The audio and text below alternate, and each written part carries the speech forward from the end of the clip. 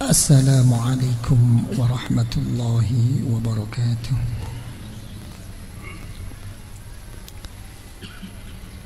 Alhamdulillahi wahdah, wassalatu wassalamu ala sayyidina wa habibina wa syafi'ina wa qurrati a'yunina wa maulana Muhammadin ibn Abdillah wa ala alihi wa ashabihi wa man tabi'a hudah wa la hawla wa la quwwata illa billah, amma ba'du. Para habaib, para masyayikh,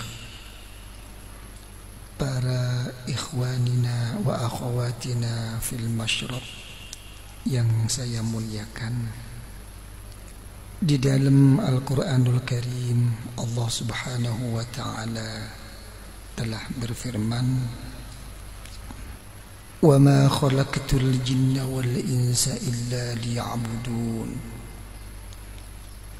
Wa qala ta'ala, "Lilladzina ahsanul husna wa ziyadah." Wa qala ta'ala, "Wa anna ila rabbikal muntaha."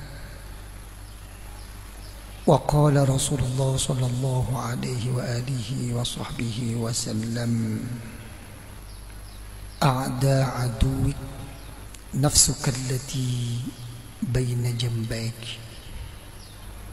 Wa qala Rasulullah sallallahu alaihi wa alihi wa sallam, "Asy-syari'atu aqwali wat-tariqatu af'ali wal haqiqatu ahwali." Sadaqallahul azim wa sadaqa rasuluhun nabiyul habibul karim sallallahu alaihi wa alihi wa sahbihi wasallam. Seperti apa yang telah saya sampaikan, bahwa perjalanan kita ke hadirat Allah Subhanahu wa ta'ala melalui 3 cara, dengan Islam, dengan iman, dengan ihsan, atau dengan istilah para ulama, dengan tata cara syariah, thariqah, haqiqah. Dengan istilah para ulama yang lain lagi mengatakan, ad-dinu bustanun wasyari'ah siyajuhu wat-tariqah riyaduhu wal haqiqah samaratuh. Secara ringkas, tata cara syariah itu hanya menyangkut dengan hukum zahir, ya, di dalam memenuhi menghadap kehadirat Allah Subhanahu wa ta'ala, menyangkut kepada sah dan tidak sahnya kita menghadap kepada Allah dengan memenuhi syarat rukun, ya. Dalam kedudukan thariqah, di dalam kita menghadap kepada Allah adalah untuk menempatkan, memastikan tujuan kita hanya semata-mata kepada Allah, tidak melihat ke kanan, ke kiri, tidak neraka, tidak surga, tidak ini, tidak itu, hanya semata-mata pokok diridhoi oleh Allah. Jadi bukan menyangkut salah dan benar, bukan, tapi menyangkut pada penyampaian kesempurnaan di sisi Allah Subhanahu wa ta'ala. Lantas dengan cara hakikah ialah kalau di dalam menghadap dan benar tujuan menghadap kepada Allah, menemukan sesuatu di dalam hatinya itu, bermusyahadah, menyaksikan hatinya kepada Allah, atau paling tidak merasa disaksikan oleh Allah. itu sudah menduduki makom hakikah. Jadi istilahnya itu, agama itu ibarat bustan, kebun. Syariat itu adalah dindingnya, pagar. Torikoh itu tamannya atau rindangnya, ya, pohon-pohonannya. Hakikah adalah buah. Jadi apa artinya kebun tapi kalau nggak subur? Apa artinya subur kalau nggak berbuah? Apa artinya berbuah kalau tidak dipagari oleh syariat? Jadi tidak bisa lepas semuanya itu. Karena pencapaian thariqah adalah untuk meraih buah. Ya.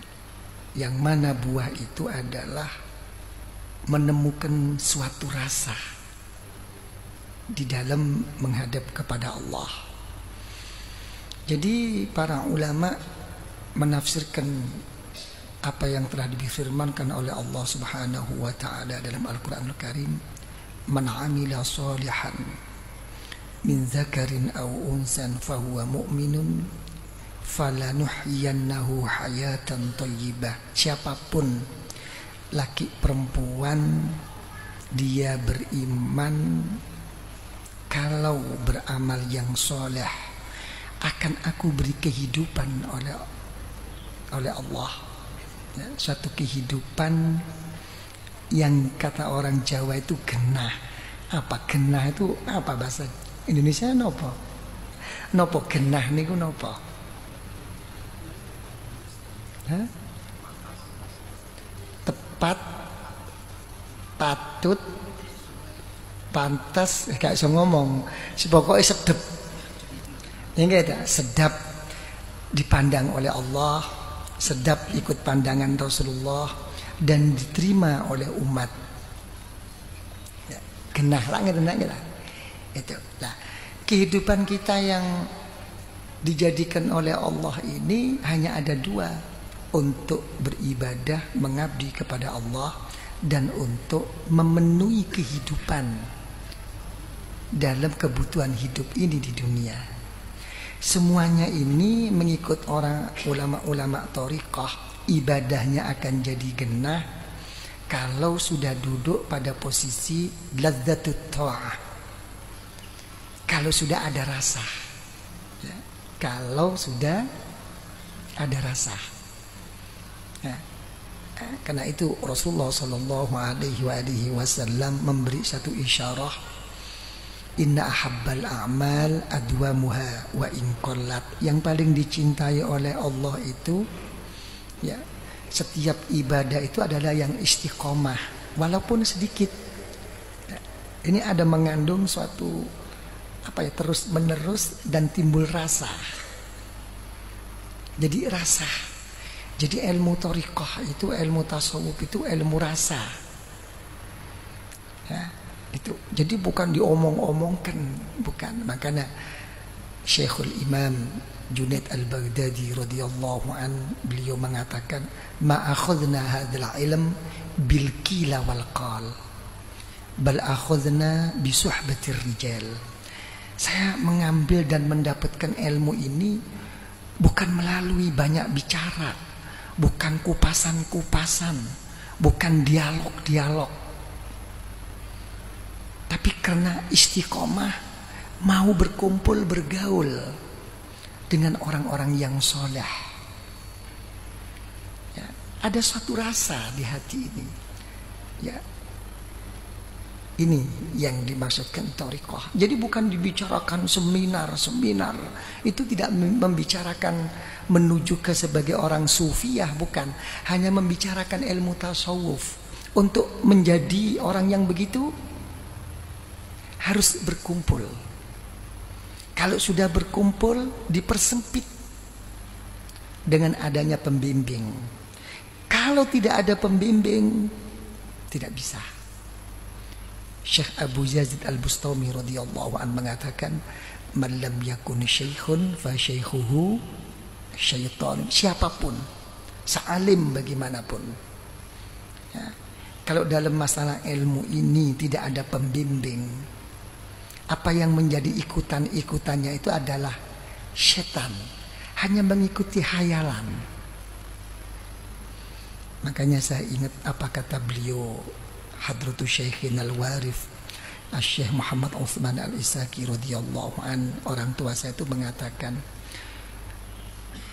konco-konco murid ikuri, enggak bahasa ya. Ya, kawan-kawan ikhwan murid ini bodoh tapi tidak bodoh. Kenapa ya? Mungkin bodoh dalam segi ilmu, keagamaan, tapi insya Allah tidak bodoh dalam segi rasa. Ini yang dilihat. Nah, sini. Jadi itulah genahnya ibadah. Ya. Genahnya rizki itu apa? Kalau sudah mendapatkan izzul qanaah, ada rasa menerima.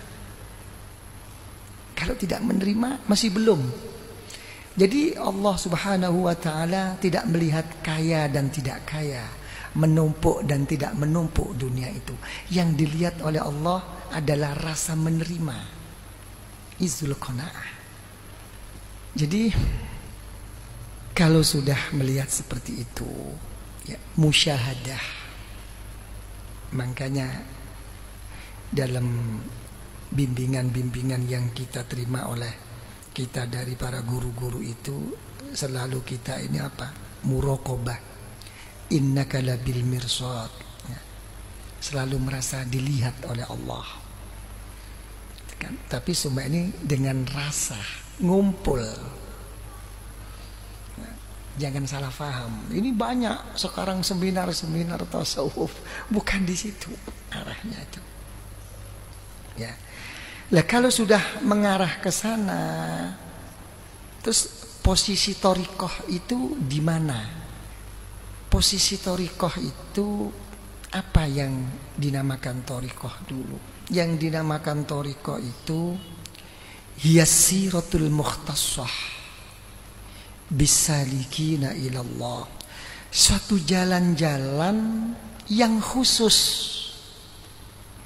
yang mana kekhususan perjalanan ini hanya bisa dirasakan bagi orang-orang yang memang untuk betul-betul menuju kepada Allah. Hanya bisa dirasakan, bukan hanya bisa diketahui, bukan. Ya kan? Ilmu itu melawur, mudah ini, mudah itu, merubah ini. Apa artinya ilmu tanpa keyakinan? Bagaimana orang itu akan menemukan keyakinan tanpa dia itu mengalami suatu perjalanan? Bagaimana dia akan bisa menempuh suatu perjalanan tanpa ada yang membimbingnya? Nggak bisa dengan sendirinya. Jadi untuk orang yang memang betul-betul menuju kepada Allah, apalagi di sini perjalanan-perjalananmu yang untuk menuju kepada Allah, yang memang engkau rasakan suatu perjalanan yang khusus, ikut melalui apa? Min qat'il manazil wat tarqi fil maqamat wal ahwal. Memang menerobos. Apa nerobos itu apa? Menembus suatu kedudukan-kedudukan di sisi Allah. Bukan untuk menembus sampai surga, bukan. Menembus sampai kepada Allah. Nah, rambu-rambu yang untuk menembus bisa kepada Allah itu melalui apa? Melalui mujahadatun nafsi. Apa? Memerangi hawa nafsu. Jadi bukan ritual zahir, bukan. Ya, ini yang ditembus. Lilladzina ahsanul husna wa ziyadah dalam Al-Qur'an itu. Memang ada yang masuk surga dan ada yang lebih daripada yang di surga itu. Apa? Sampai di sisi Allah dan melihat Allah. Ini hanya melihat hawa nafsu. Lah, nafsu tuh nggak tahu kita, nggak Pak Diki, nggak tahu. Jangan sok sombong. Saya tahu begini. Jangan lagi kita. Yang namanya Nabiullah Yusuf ala nabiyina wa alihi salatu wassalam. Beliau mengatakan dalam Al-Quran tadi, wa ma ubarri'u nafsi innan nafsa la ammaratun bisu. Saya tidak akan melepas, tidak akan membiarkan, apalagi saya merasa cukup dengan nafsu saya. Tidak. Memang nafsu itu banyak mengajak ke suatu keburukan. Kita nggak tahu, jangan sok sombong. Ya. Apa yang ada di sini kita nggak tahu. Apa yang tergerak di hati? Apa ini dari Allah? Apa ini dari malaikat? Apa ini dari nur Rasulullah? Apakah ini dari ilmu? Apakah ini dari akal? Apakah ini dari imajinasi? Apakah ini dari nafsu? Apakah ini dari syaitan? Nggak tahu. Jangan sok. Ini nafsu tanpa pembimbing. Akhirnya apa? Hanya mencari kebenaran-kebenaran. Hanya berpandu kepada hukum-hukum zahir, kepada dalil-dalil zahir. Yang penting ini, saya bergerak begini hati saya, dalilnya ini. Apakah kita bisa menjawab bahwa benar itu jadi benar? Bahwa kebenaran itu tentu diterima oleh Allah. Jangan lagi kebenaran itu diterima oleh Allah, diterima oleh umat belum tentu kok. Karena resep diterima dan mengangkat ke sisi Allah itu dalam Al-Quranul Karim. Allah Ta'ala telah berfirman, ilaihi yas'adul kalimut thayyib wal amalus salih yarfa'u. Kalimah-kalimah yang baik, amal-amal yang soleh, ya, itu yang akan naik ke sisi Allah. Ma hiyal amalus salih, ma huwal amalus salih, wa ma huwal kalimut thayyib. Apa yang dimaksudkan kalimah-kalimah yang thayyibah? Apa yang dimaksudkan amal-amal yang saleh? Itu adalah satu kalimah-kalimah amal-amal yang tidak didorong oleh urusan li'illatin dunyawiyah wal ukhrawiyah. Tidak ada ketersangkutan pautan antara urusan duniawi dan akhirat. Walaupun benar, walaupun itu untuk keselamatan dari api neraka, walaupun untuk keselamatan menuju ke surga, masih belum untuk menjadi naik ke sisi Allah. Tapi kebenaran itu sendiri hanya sampai kepada keselamatan dari api neraka dan masuk surga. Tapi untuk meraih darjat di sisi Allah belum. Nanti dulu. Jadi di sini ya. Jadi yang saya maksud itu apa? Nafsu memang. Jadi nerobos ini. Terus gimana? Bagaimana sampai orang bertanya, perjalanan kita itu gimana kalau begitu? Dijawab oleh para guru-guru thariqah, at-taraik ala adadi anfasil khalaik. Perjalanan kita kepada Allah itu mengikut hitungan bilangan-bilangan nafas-nafas manusia ini. Nggak ada selesainya. Apa saya katakan? Mengikut nafas-nafas dan nafsu-nafsu manusia. Waktu kita menarik nafas, apa yang ada di hati kita? Waktu keluar nafas, apa yang ada di hati kita? Berlainan ini, nggak ada selesainya. Ini yang dipertanyakan. Karena itu orang-orang thariqah menjaga nafasnya untuk dibawa kepada Allah. Begitu ditarik, begitu dikeluarkan, Allah, dinikmati hakikat kehidupan nafas ini.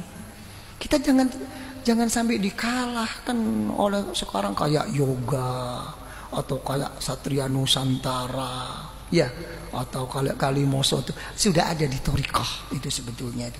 Cuma kita tidak akan membicarakan itu. Ini untuk ke Allah. Nikmati perjalanan nafas. Kemana? Karena yang ditanyakan besok di sisi Allah keluar masuknya nafas. Waktu keluar ngapain? Waktu kamu tarik ke dalam lagi ngapain kamu? Secara zahir, secara batin apa yang kamu rasakan? Ini perjalanan. Nah, semua ini apa? Kalau sudah disuruh nerobos min qat'il manazil untuk menembus kebesaran, ketinggian, darjah di sisi Allah, Itu harus apa? Nah, ini ada perjalanan. Wat-taraqi fil maqamat wal ahwal. Harus ditingkatkan kedudukan kita ini. Artinya duduk di mana? Tobat kita itu dalam level tobat di mana? Takut kita kepada Allah dalam level di mana? Keikhlasan kita dalam kelas yang mana? Ini disusun dulu. Nggak kena diomongkan secara umum. Kalau dia kamu harus begini gini, nggak bisa. Itu ilmu itu.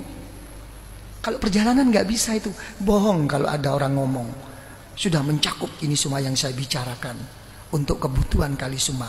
Bukan itu tasawuf.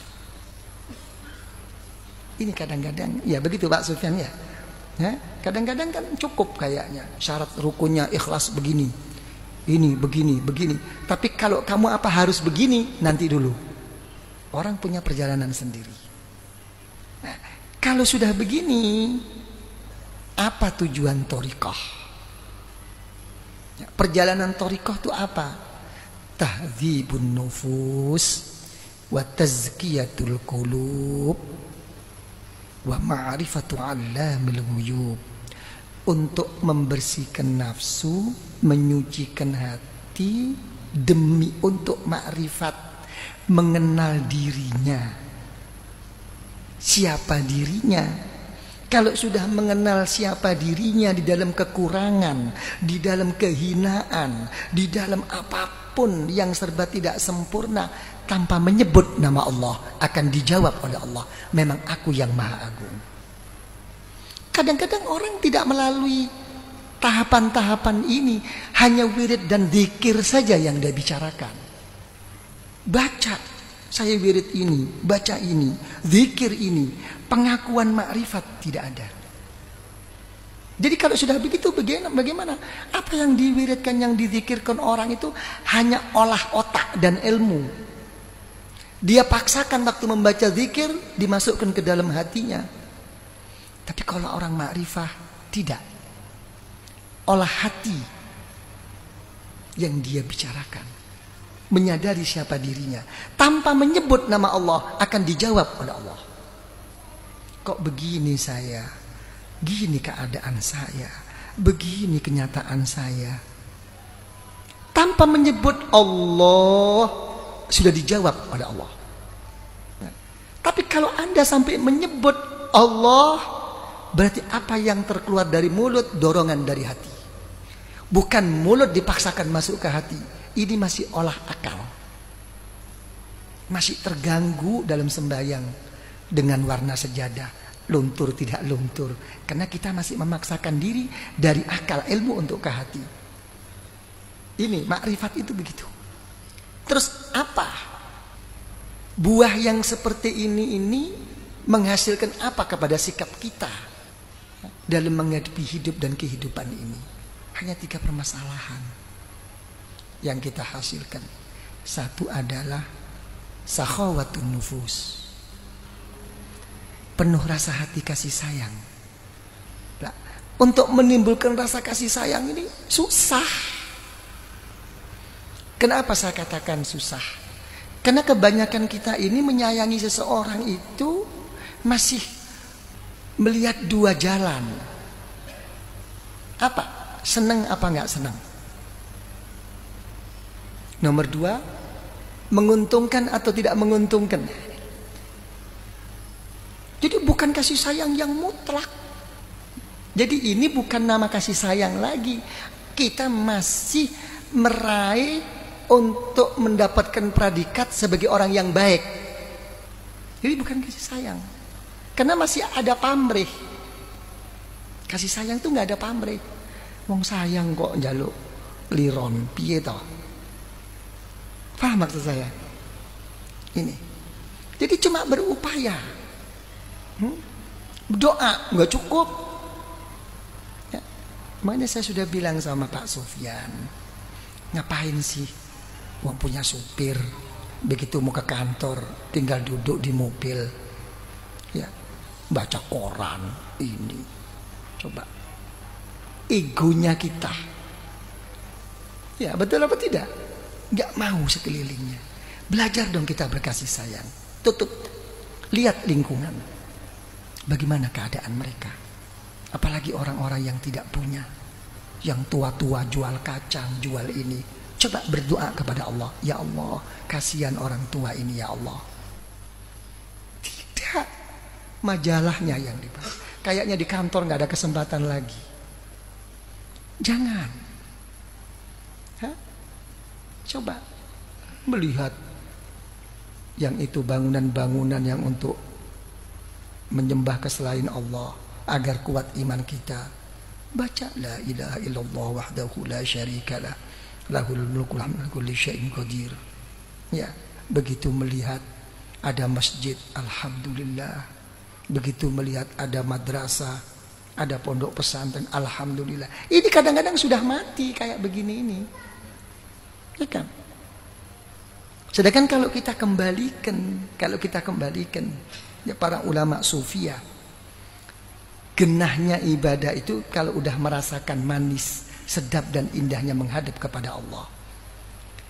Besar kecilnya ya, suatu rasa indah dan tidak indah, manis dan tidak manis ini, bagaimana Anda merasakan sudut perlawanan ini, kepahitan ini? Ngerti maksud saya? Ya kan begitu kan? Ya, makin ini pahit, makin terasa kemanisan sesuatu. Coba Anda tangisi mungkar-mungkar yang nampak di mata kita ini. Ya, kita rasa sedih, rasa cemburu, paling tidak berdoa kepada Allah. Kasihan mereka-mereka ini berbuat maksiat ini. Rasakan sakitnya hati, rasakan pedih dan pahitnya hati dalam melihat mungkar. Akan terjawab kok. Nanti di dalam ibadah itu kan menemukan kemanisan. Ini kita ini terlalu lepas diri. Karena kelepasan diri kita ini guru mendidik. Ya, mangan keenakan. Ya, makan enak, ini enak. Sampai ada poso mutih, ojo mangan daging. Arahnya ke sana ini. Ini menyangkut hukum-hukum mubah. Tapi jangan sampai mubah boleh-boleh aja ini terlepas begitu saja. Jadi kadang-kadang ngerti, olah apa kate poso 40 dino. Kita olah apa kate ngene. Nabi Musa, nabi memerlukan kok puasa 40 hari untuk mencapai satu tujuannya kok. Kadang-kadang ngritik wong Jawa, kate poso pati geni apa? Pancen gak ono tak obong mari kon. Ya. Jadi ini ya, makrifat inilah Pak Arifin, rasa. Ya, sudah ya. Ya, jadi inilah Pak Wido. Jadi ngumpul ini jangan dianggap satu hal-hal yang saya jadi sedih. Ya, sedihnya tuh apa? Sekarang kumpulan-kumpulan tasawuf yang mengatasnamakan tasawuf itu udah apa istilahnya? Mewabah. Gitu. Semua caplok ini pokoknya iso maca kitab ngomong tasawuf. Lagi trendy.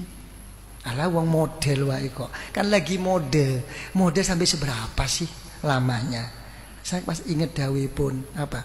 Dawuhnya ayah saya itu. Dalam ilmu dalam masalah tarekat ini, Ri, saya lebih suka tidak begitu laku. Kenapa ya? Nanti kalau begitu laku jadi imitasi. Ya ini permasalahannya sekarang begini. Ya kan ya, kayaknya tasawuf itu apa? Sudah paham ya? Jadi arahnya itu ke sana gitu loh. Gitu kan. Jadi ini bukan terus olah akal dan olah pikir, olah ilmu. Ini gitu kan. Jangan lagi menyangkut kalau mungkin Yai Najib sudah paham. Kalau kata-kata ulama itu ya istilah ulama di dalam Al-Quran atau di dalam hadis-hadis Rasulullah SAW itu digunakan adalah al-ulama billah ya. Yang sampai ulama itu begini akan jadi begini ya. Sampai Al-Imam Al-Ghazali mengatakan apa? Ulama ul-akhirah wa ulama ud-dunya atau ulama usu. Ini ulama akhirat, ini sampai ulama busuk. Ini ulama dunia, gitu kan?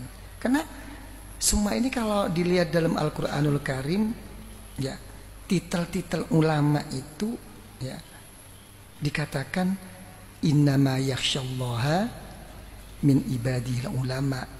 Ya, sesungguhnya lah. Allah Ta'ala itu sampai mengatakan sesungguhnya orang-orang yang takut dari hamba-hamba Allah itu adalah ulama. Jadi resepnya ulama itu dua sebetulnya itu. Satu sebagai hamba Allah. Nggak bisa dong orang itu mendapatkan titel hamba kalau dirinya belum semata-mata menghamba kepada Allah. Kok enak aja? Kok tiba-tiba jadi insinyur nggak sekolah dulu? Gitu kan? Ya. Yang nomor dua apa? Ilmunya itu menimbulkan rasa takut. Jadi mungkin tambah berani, tambah sewenang-wenang. Gitu kan? Oh, sekarang ini sudah mode kok. Jadi kiai mode sekarang. Jadi ustadz mode, jadi semua mode. Sudah jadi mode semua sekarang ini. Kayaknya kalau nggak jadi ini ya nggak tahu lah. Ya mungkin karena presidennya kiai jadinya. Gitu loh. Jadi kayaknya kiai itu sebagai label. Gitu kan. Tapi nggak kena ditipu. Kiai tetap kiai. Kiai itu bukan suatu apa namanya? Bukan satu jenjang karier, maafkan. Kalau dulu saya ingat tahun berapa itu kita mau mencetak kader-kader ulama belegedes apa? Bukan. Kalau mau mencetak orang alim mungkin. Kalau kamu jadi orang yang tua dituakan nanti dulu. Ini sudah urusan kepada makmum kan kita. Nah. Memang banyak kadang-kadang kiai itu banyak kiai resmi itu ada. Gitu kan. Jadi kalau lagi ada kop dari organisasi, dari apa gitu kan ya. Baru wassalam, kiai haji gitu. Tapi di luaran nggak dipanggil kiai, Pak. Itulah. Jadi banyak kiai ini kadang-kadang disalahartikan. Gitulah, sama. Karena kiai itu kalau di angen-angen ya, kiai itu diambil dari singkatan ikiai. Apa ikiai itu bahasa Indonesia? Hah? Ini saja. Kata-kata ini saja itu nggak ada pilihan kecuali kamu. Kenapa kok milih kamu? Karena sebagai panutan sari tauladan.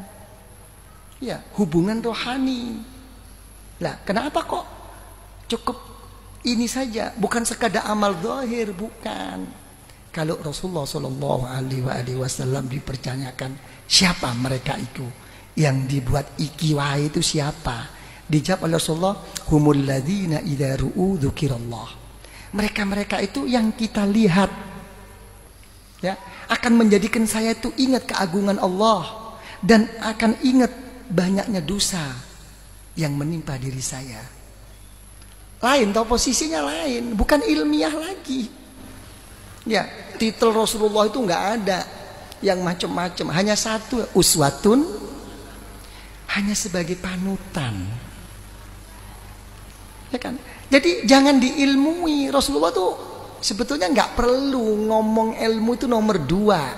Kalau ada pertanyaan, baru Rasulullah itu akan mengeluarkan. Dalam ada satu permasalahan akan dikeluarkan. Karena sebelum Rasulullah mengeluarkan suatu ilmu, apa yang nampak di Rasulullah itu sudah menjadikan suatu kebesaran dalam hati, sudah jadi panutan. Sekarang ini enggak, memaksakan diri untuk jadi panutan, dalil. Kamu enggak ikut saya ngomong begini ini, lihat, kama qala Allah Ta'ala, kama qala. Dipaksakan dirinya akan jadi ikutan orang. Jadi orang torekot itu jangan dihukumi lagi orang torekot itu. Ya, semua gerak-geriknya itu sudah harus mengikut sunnatur Rasul, akhlakul Rasul. Apalagi hukum sudah jelas. Karena itu sudah menjadikan satu yang sedap dipandang itu indah. Begitu orang torekot itu ngomong, bukan membicarakan hukum lagi. Apa yang dikeluarkan pembicaraannya itu? Menghadapi permasalahan hidup ini. Bagaimana kamu jadi orang yang sejuk, yang siap tahan bantingan menghadapi hidup ini. Jangan ngomong lagi hukumnya ini mentah lagi. Ya. Pokoknya bener ya wis mari. Apakah kita semua ini yang banyak ikut enggak ini? Menjadi orang ikut enggak? Untuk menghadap kepada Allah. Kita jangan munafik.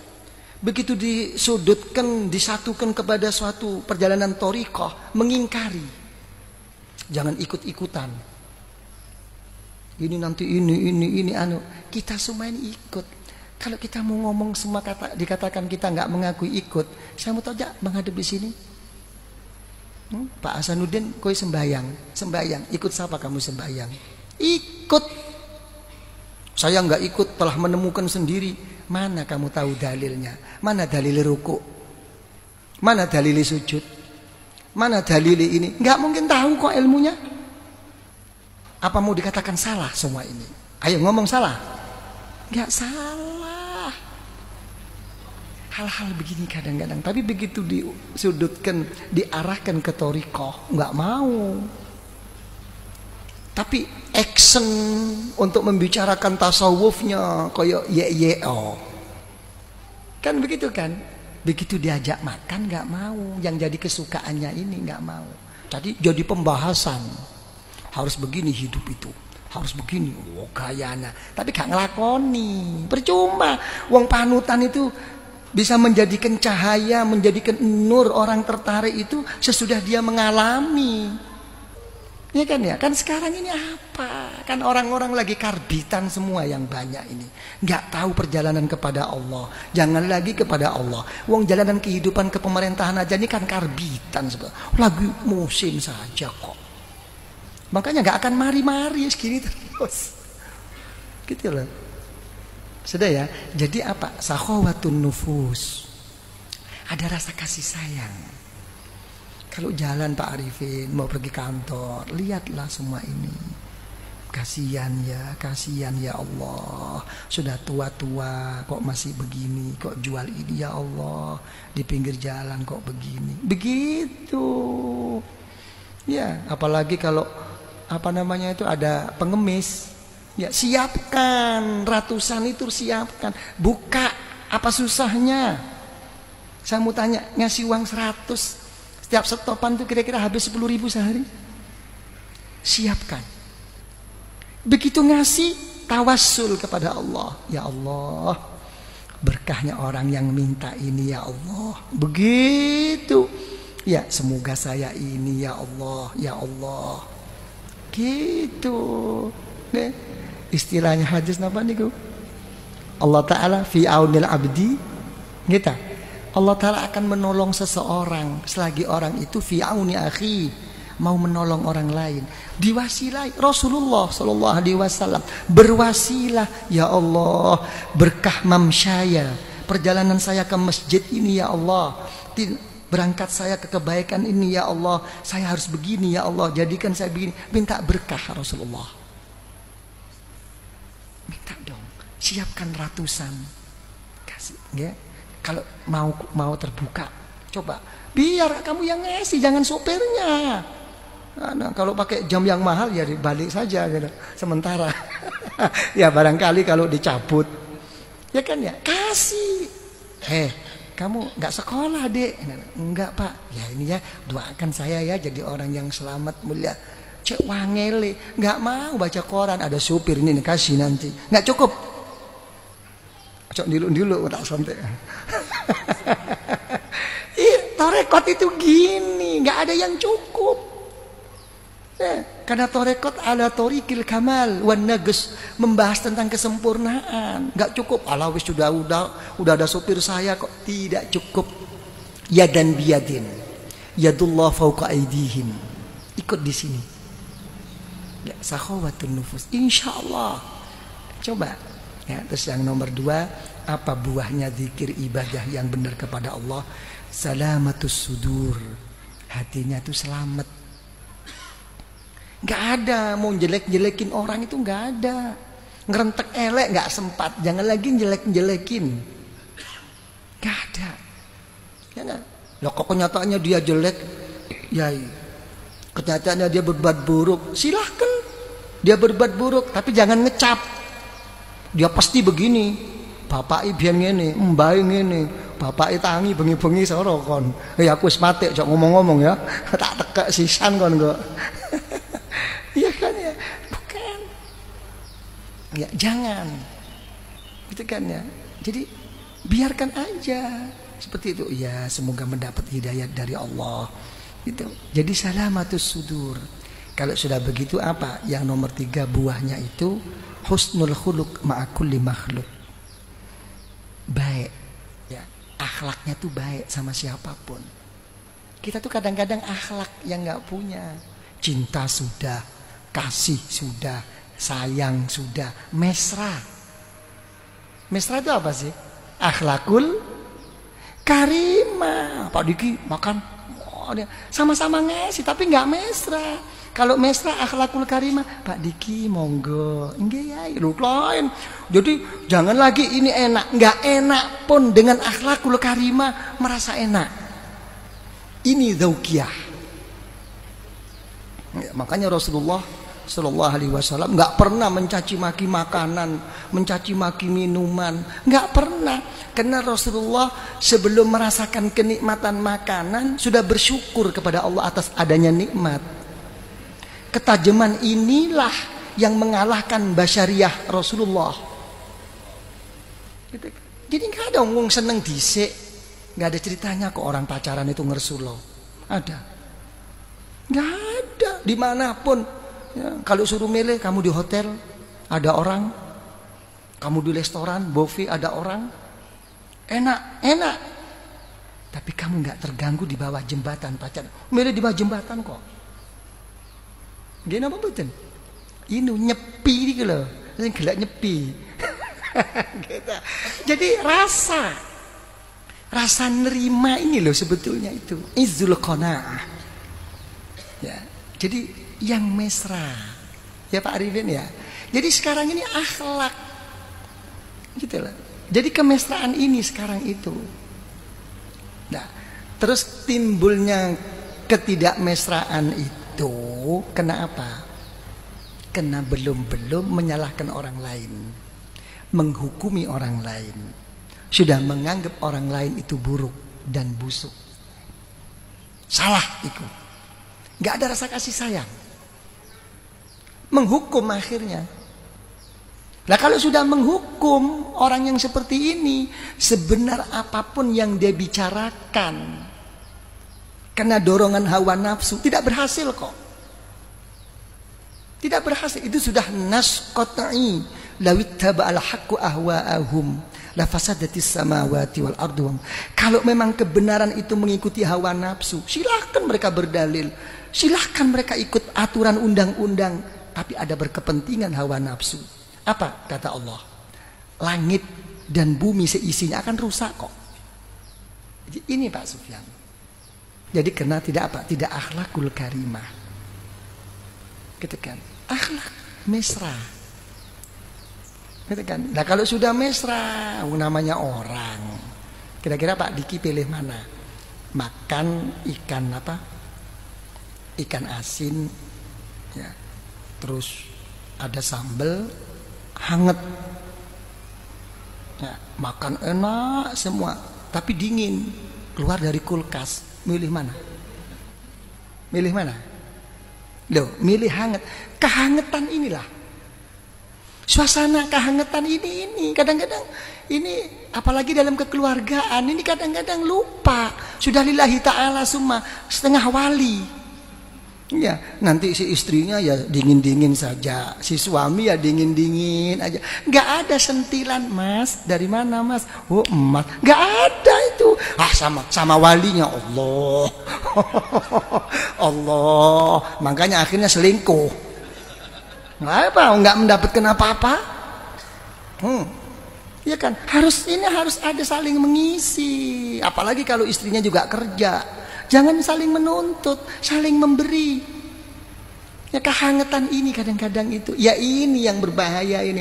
Jarang kok. Ya memang itulah penyakit suami istri yang pertama itu begitu. Jangan kedua, tak tempelin nanti. Satu nggak habis minta dua. Ya, kadang-kadang begini, karena nggak adanya kehangatan. Ya begitu, ya begitu kan. Kehangatan inilah, sentilan-sentilan ini kadang-kadang kosong. Ya kan ya, didalili sudahlah menjadi keluarga mawaddah warahmah wasakinah. Itu kan selokan itu. Itu selokan aja, kamu yang ikhlas, yang ini, yang itu, selokan. Sekarang yang kita bicarakan orang tarekat, bagaimana kamu jadi orang ikhlas, bagaimana kamu jadi orang khusyuk, orang takut, bagaimana kamu jadi keluarga sakinah, warahmah wal mawaddah. Gimana? Apa ini menyangkut ilmu? Apa tidak? Kalau udah menyangkut ilmu, apa ini juga menyangkut satu hidayat? Ada satu resep sendiri-sendiri, bukan sekadar diomongkan. Ya. Yang mesra dong sama nyonya, ya nyonya sama suami. Hai mas, gitu. Kadang-kadang lain, suaminya udah niat, sudah nanti sudah betul-betul mau hangat dek, assalamualaikum. Wah ada apa kok berubah ini? Jangan-jangan ini baik ada deh ini, ada yang mau ditutup-tutupin nih ya. Wah itu ya salahnya kalian berdua, karena nggak biasa baik. Begitu ada kebaikan mesti ada ini, ada udang di balik hidung ini. Ya ini masalahnya, gitu kan.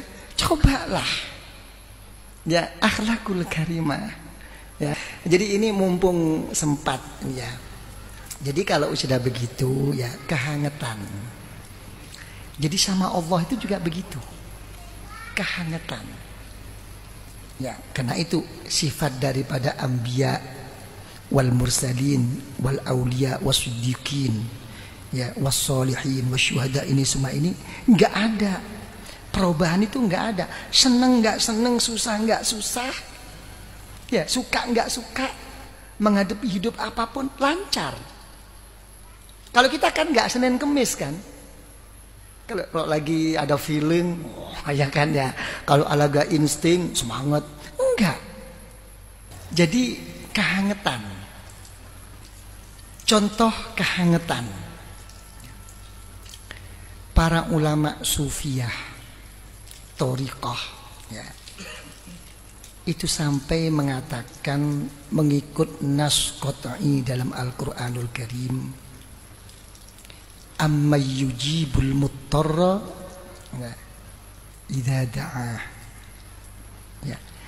Syarat daripada orang itu permohonannya didengarkan, diterima dan dikabulkan oleh Allah. Seberapa ukuran dia itu merasa betul-betul merasa terhimpit, merasa kepepet. Seberapa besarnya kepada Allah. Jadi di sini ulama thariqah mengatakan tidak melihat alimmu, tidak melihat ibadahmu, tidak melihat zikirmu, tidak melihat takwamu, tidak melihat khusyukmu, tidak melihat takutmu kepada Allah. Tidak. Hanya pada saat itu sampai seberapa kesungguhanmu kepada Allah. Kenyataan begitu kan? Coba saya mau tanya, selama ini bagaimana Pak Wido? Kalau berdoa bagaimana? Bagaimana coba, Mam, anak-anak tuh Mam? Ya, bagaimana kalau berdoa? Gak ada kan? Yang banyak ada kesungguhan. Hanya membaca. Atau kesungguhan itu sendiri itu hanya mengikut dengan ngototnya hati agar terkabul kemauannya. Lebih-lebih kalau yang dipermohonkan itu merupakan perlindungan dari Allah. Perlindungan dari apa? Untuk menutupi suatu kekurangan, satu aib-aib yang takut nampak di orang lain. Atau karena menghadapi suatu ancaman. Tapi semua ini apa? Kesungguhan itu hanya terprogram ya Pak, dalam akal. Apa tandanya? Waktu kita sungguh begitu betul bahwa nggak ada masukan pikiran lain di hati kita. Masih. Kadang-kadang niat wudu atau niat Allahu Akbar itu masih mikir yang lain kok. Hatinya udah niat, saya niat sembahyang. Sudah. Cuman ini loh, parabola ini masih masuk di pikiran ini. Mas sampai isyarah para ulama thariqah, wa alamatul ittirar. Orang itu yang betul-betul merasa kepepet mepet ke Allah dalam waktu berdoa, dia waktu ngangkat kedua belah tangan dia tidak merasa. Ayo, pernah nggak merasa? Kiainya kelamaan doa, tola-tola, suwene. Ya kan? Tinggal amin aja udah nggak bisa konsentrasi. Amin, amin dilirik Habib ya suwene moco. Begitu mendengar Rabbana atina fid dunya hasanah, mati engkau, udah habis ya. Ya, tinggal amin aja udah. Ya, kadang-kadang itu ngangkat kedua tangan aja. Jadi merasa ketumpahan ini kenapa? Kok sampai hal ini terjadi itu kenapa? Kesungguhan ini kenapa? Penyakitnya itu kena satu. Karena kita semua ini kebanyakan tidak komunikasi dengan Allah melalui jalan menyadari keberadaan kita ini. Langsung saja Allahumma. Gak sampai yang namanya munajat. Kalau orang Jawa munajat itu bebisi, ngraosi bo wonten ing ngersanipun Allah. Kata Kanjeng Syekh mujalasah. Nah, kata ulama thariqah, laisa kullu dzakir jalis. Bukan setiap orang berzikir kepada Allah itu berarti dia itu sibo. Apa sibo itu? Napa nggih? Kelasnya kayak bahasa Jawa. Napa sibo niku? Lelenggahan. Bukan setiap orang berzikir kepada Allah itu berarti dia itu akan duduk bersama Allah, berdampingan. Belum tentu. Karena ini masih kesana kemari. Tapi kalau orang itu sudah bisa duduk bersama, manjalas janas. Ya, kalau orang itu sudah mau duduk bersama, walaupun hatinya ya, tidak bisa bersama, akan turun kok. Rahmat dari Allah, tidak peduli.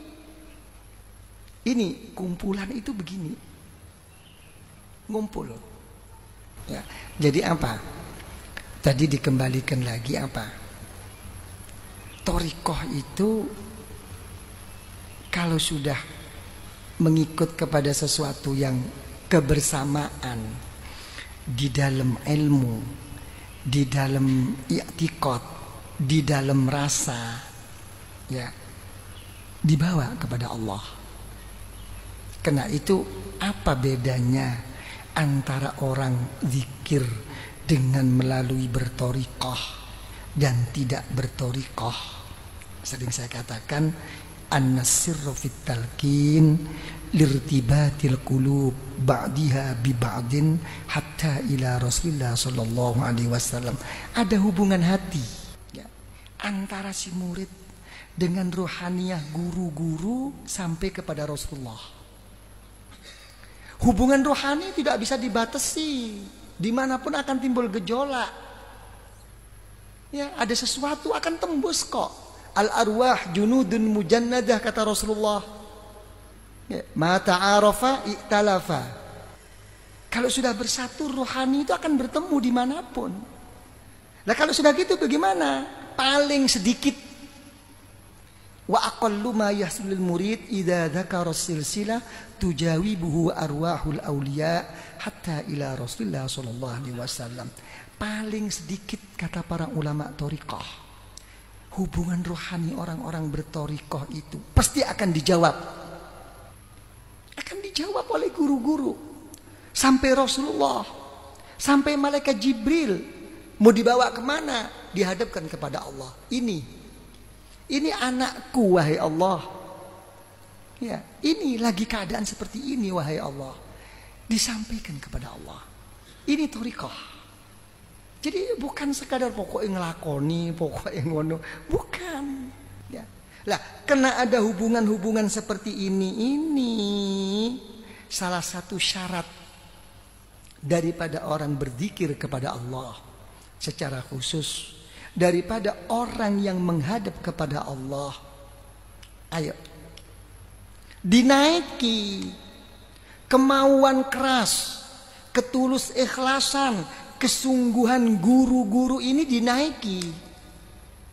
sebelum menghadap kepada Allah. Ya Allah, kalau engkau tidak mau melihat saya ya Allah, karena memang keadaan saya seperti ini ya Allah, tapi lihat guru-guru saya ya Allah. Bagaimana kesungguhan kita, kesungguhan mereka kepada kita ya Allah. Dinaiki. Ini suatu rahasia nur yang diletakkan oleh Allah kepada Rasulullah SAW dan kepada guru-guru kita ini yang kita lihat. Ini yang dilihat. Ini kadang-kadang dilupakan. Kita masih berhenti ke olah lahir. Saya mau robitoh. Saya mau melepaskan segala pandangan yang tidak disukai oleh Allah, yang tidak diridhoi oleh Allah, untuk tidak mengganggu zikir saya kepada Allah. Saya akan mengingat guru saya. Ingatannya yang dia bawa, tapi rahasia dan nur guru dalam kesungguhan guru-guru untuk memikirkan kita tidak dijawab ini. Ini kekurangan kita. Betul apa tidak selama ini? Dikiranya cukup, pokoknya berlobito cukup. Tidak. Kita tinggal menjawab. Lain kalau Nabi Musa lain. Nabi Musa alaihissalatu wassalam mohon kepada Allah. Rabbi syrah li sadri wa yassir li amri. Ya, lapangkanlah dada saya ya Allah. Permudahkanlah urusan saya ya Allah. Kalau Rasulullah SAW tidak meminta, telah diberi.